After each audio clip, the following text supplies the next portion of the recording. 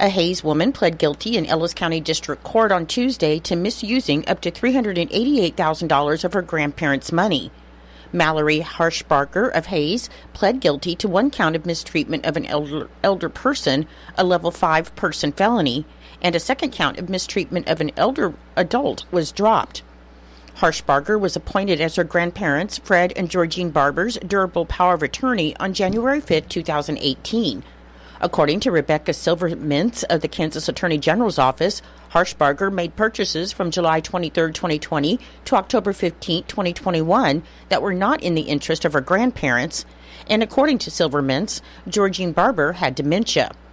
Harshbarger was removed as her grandmother's durable power of attorney on October 15, 2021. Fred Barber died in September of 2021, and Georgine Barber died on December 6, 2024. Harshbarger could face a prison sentence between 31 and 136 months in prison, and she's also facing restitution of between $100,000 and $388,000. According to Georgine Barber's obituary, she has 3 living children, additional grandchildren, and great-grandchildren. Although the sentence in this case would be presumptive prison, if a pre-sentence investigation determines Harshbarger does not have a prior criminal history, she could be sentenced to probation. On Tuesday, Harshbarger's attorney, Colton Eikenberry, said he intends to request probation at the sentencing, and the prosecution said it will stand silent, which means it will not be making a recommendation during sentencing. Harshbarger's sentencing and restitution hearing are set for 1:30 p.m. on April 22nd.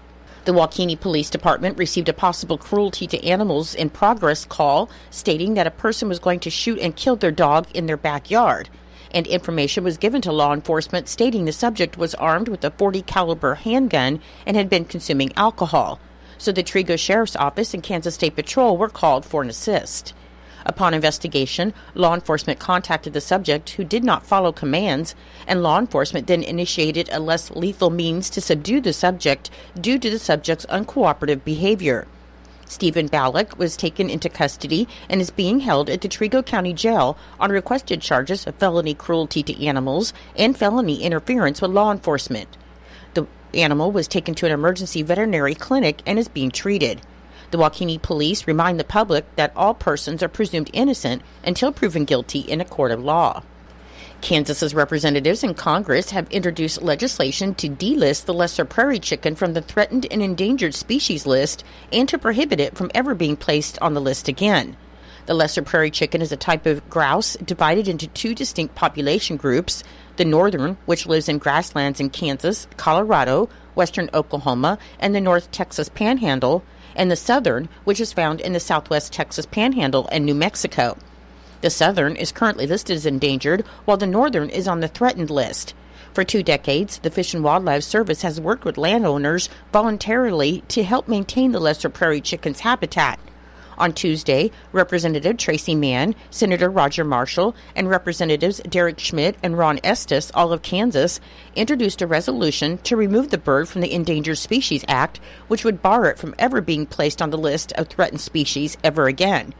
The bird's native habitat includes ranch, farmland, and areas above potential oil and gas pockets. In 2023, Kansas threatened to sue over the bird's listing, and the Biden administration also vetoed several bills that attempted to delist the birds. In Nebraska news, a Brewski's general manager was charged on Wednesday with stealing more than $3,000 from the restaurant safe. Just after 1 a.m. on January 4th, a manager at the location at 27th Street and Cornhusker Highway placed 2 bank bags containing $3,460 in the safe. The manager then closed the restaurant and was the last one to leave, according to the court documents. At around 1:30 a.m., Chance Williams, Brewski's general manager, entered his code to disarm the alarm. The arrest affidavit says video shows a person who looks like Williams entering the office, unlocking the safe, and leaving. About 2 hours later, video shows the same person coming back to the office and reopening the safe again. The man then left without setting the alarm. The next morning, the manager, who locked up the night before, returned to the restaurant, and she noticed that the money was missing and called the owner. Williams was arrested on Tuesday and has since bailed out for $500. His next hearing is set for February 25th at 10 a.m. With deer season wrapped up in Nebraska, Game and Parks is analyzing the year's harvest numbers to gain valuable information on population in the Cornhusker State. The The Nebraska Game and Parks Big Game Program Manager, Luke Meduna, says hunter success rates gradually increased in 2024 from 2023. The most notable of increases came in western Nebraska, where mule deer harvest numbers increased despite recent permit reductions. As for whitetail, numbers declined, but by less than in recent years.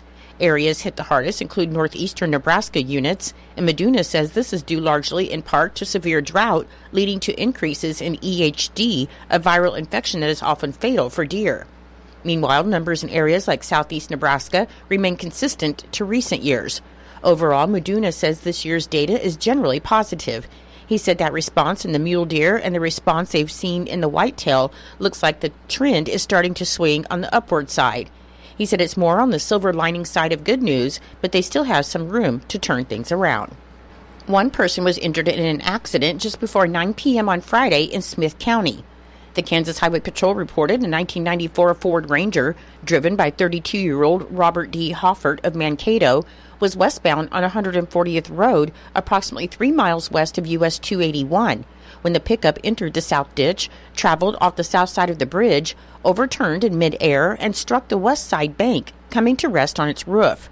EMS transported Hoffert to the Good Samaritan Hospital. He was not wearing a seatbelt, according to the Kansas Highway Patrol. Lieutenant Governor and Secretary of Commerce David Tolan encourages job seekers and employers to take part in the statewide virtual job fair hosted by Kansas Works from 8 a.m. to 5 p.m. today, Wednesday, January 22nd. Tolan said that Kansas is experiencing a remarkable period of growth that's creating countless new opportunities for employment. So as businesses look to expand and seek talent, their workforce centers are excited to connect Kansans with fulfilling careers. The virtual job fair allows for anyone searching for a position to fill out applications, chat live, and interview virtually with participating employers. The statewide virtual job fair portal features helpful information such as a job seeker training video, a list of participating employers, and channels for attendees to register and log in. And job seekers are encouraged to dress professionally, as employers may request to engage in a video interview. Candidates can participate through any digital device, and any individual with a disability may request accommodations by contacting their nearest workforce center. Registration is required to participate in virtual job fairs, regardless of your previous participation. And for more information on how to register, you can visit kansascommerce.gov.